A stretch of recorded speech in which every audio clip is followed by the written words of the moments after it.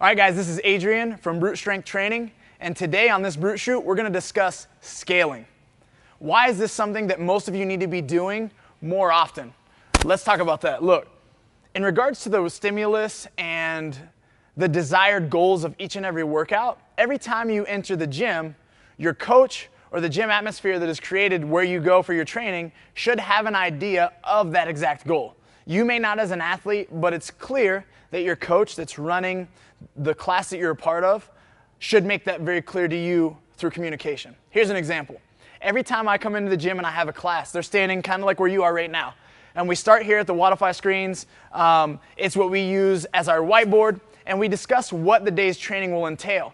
A lot of times the workouts vary from loading, from workout duration, you name it. Obviously, we're including that kind of variance into our day-to-day training. Many of the athletes that come into our gym are either brand new, which means they've been doing CrossFit for a month or less, and some of them have even been doing CrossFit for up to and over 8 years. With that considered, the information that I provide to each class is huge, right? It's a very big, measurable, and perceived on the scale from 1 to 10, very important, 10 out of 10 to the members. And the reason is because I'm then telling them how they need to be scaling or changing the workout in order to meet the desired stimulus. Today we're going to talk about a simple workout. It's a benchmark workout. It's going to be Diane. For many of you guys that don't know what Diane, it's 21, 15, 9, deadlifts and handstand push-ups. So let's pretend that that was today's workout. We're going to kind of walk this direction to the whiteboard and we'll describe exactly how the scaling might take place.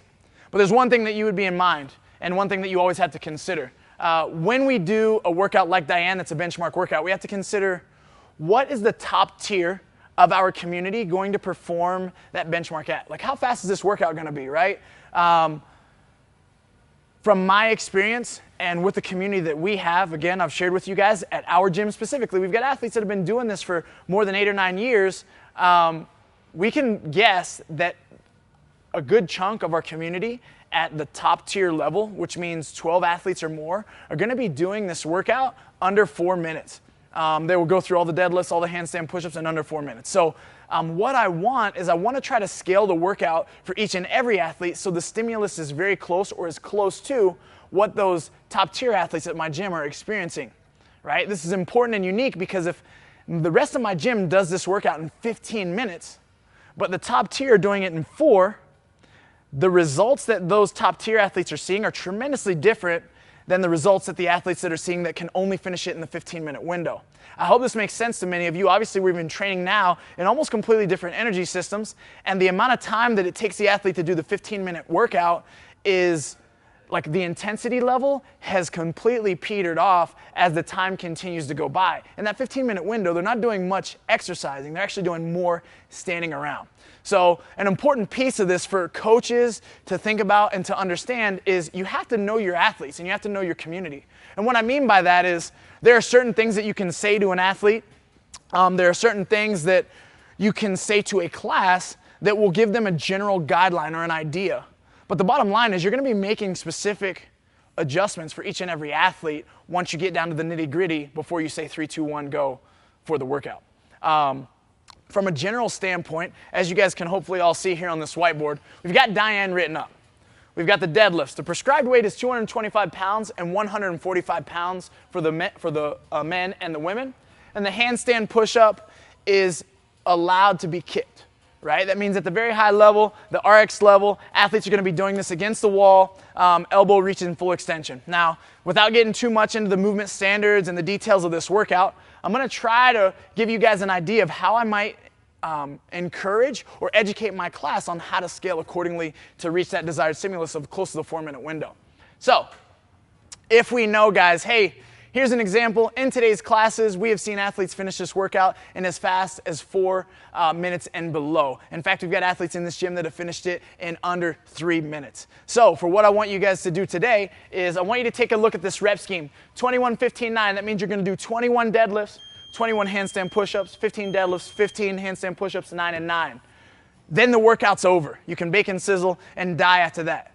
Now, my goal to guide you guys today is to create a few guidelines. The first one is that for the deadlift, if 225 and 145 is a weight that while you are fresh, you can't even hit 15 times in a row, unbroken touch and go style, I want you to scale the weight back today. And the reason why is because I want you to feel like you can pick up the bar and get to 21 within 2 sets of your first working set of deadlifts. Because we all know that if you can't get there in at least 2 out the gate, and I'm not telling you this is how you have to do the workout today, but if you can't get to 21 in at least 2 sets fresh, you know that 15 is going to turn into multiple sets, and then 9 is going to turn into multiple sets. Not that that's wrong, but the rest that you'll be taking between those sets is going to continue to increase, and our power is going to continue to decrease. So guys, make sure that we scale that weight accordingly. It might look like many of you moving a weight in reference to your 1 rep max that is close to about 50% or about 60% of your 1 rep max. As we start to go much further over that into 70, 75, or 80%, we're going to start to see the intensity start to lower. For the handstand push-ups today, guys, if you can't do at least 10 in a row on the wall, I'm going to have you guys scale back to either less reps or a scaled version of the handstand push-up. Now, sidebar, when I teach my athletes how to scale, a movement like the handstand push-up and the pull-up and the muscle-up and the toe-to-bar, once they have gained the ability to do an RX movement, I'm never really going to encourage them to scale back to a more governed movement, right? I don't want athletes that can do a few handstand push-ups on the wall to go to a box anymore. I don't want athletes that can do a pull-up on the rig to do pull-ups with a band anymore, unless for some reason we're doing strict and they need to accumulate a certain amount of reps or something like that. But for this situation where the intensity is the desired priority, I want to make sure that my athletes that can even do a few handstand push-ups can do these in the workout. And what that might look like is instead of 21, 15, 9, the athletes that can do 10 handstand push-ups in a row are going to scale to a workout that's more of like 12, 9, and 6, or even 12, 6, and 3. Now, I'm going to continue to keep the deadlifts the same, and by all means, after the workout's over, they can spend more time accumulating reps and getting density work in and increasing that work capacity by doing extra after the workout. But to keep that unique stimulus of that 4-minute window, those are some ideas on how to scale this workout. One of the things that I want to help you guys to understand big picture is that when Coach Glassman came in and he designed CrossFit, one of his biggest selling points, and obviously I'm not inside his very intelligent and ingenious brain as he executed this thought process, but he created a system that was prescribed for the best athletes that would come in and want to try this, and then he scaled it for the rest of them. So what this meant is that the elite athlete could walk into our gym right now that could excel at CrossFit at a very high level, or a Division I football player, a basketball, or wrestler could come in with high work capacity and high skills and execute this workout beside an athlete that is 70 years old and has never participated in a sport in their entire life. Now, how we use that as coaches and how we use that as gyms is what is going to continue to separate the quality of the product that we give. The service that we give is going to be uniquely measured at how you can scale your workouts for particular individuals with injuries, age, and work capacity variances, and then also how you can challenge the elite athletes that walk through your gym. One of the common things that comes up at my gym is athletes are like, Adrian, you were trying to kill us. This workout was miserable. I think that sometimes you overreach for the general population of our gym. And, you know, I listen to them. Of course, they're the community that makes my gym. However, the thing that you got to consider is that I want to continue to program for the very best and scale for the rest. So if you come into my gym and you notice that you can only RX 1 workout every week, that's okay. You're RXing 1 workout, right? Now, would I want to create that kind of environment? Absolutely not. My goal is to program a well-balanced approach where athletes feel like on any given day they have that chance when the workout drops that they could prescribe it or hit it at the RX level.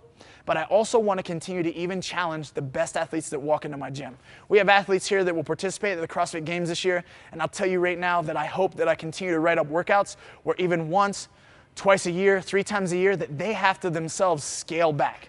And the reason is because I'm trying to continue to push the margins of the experience for everyone in my gym. I think if you guys do this continued as athletes, as gym owners, as programmers, or head coaches, whatever role that you play in your community, continue to allow those athletes to shoot for the stars and land on the moon even as they scale your workouts, that you'll continue to rise your whole community in their fitness level. So guys, the question that we're often asked is, when am I going to be able to not scale workouts? And in your pursuit of CrossFit and your highest level of fitness that hopefully you're hungrily chasing on your journey, The answer is never. You should always be forced to scale something or some skill because you should always be pursuing the very next level. So don't get comfortable with your current fitness level and expect that you're gonna RX everything every day, guys. Scale more often for the best results that you can see.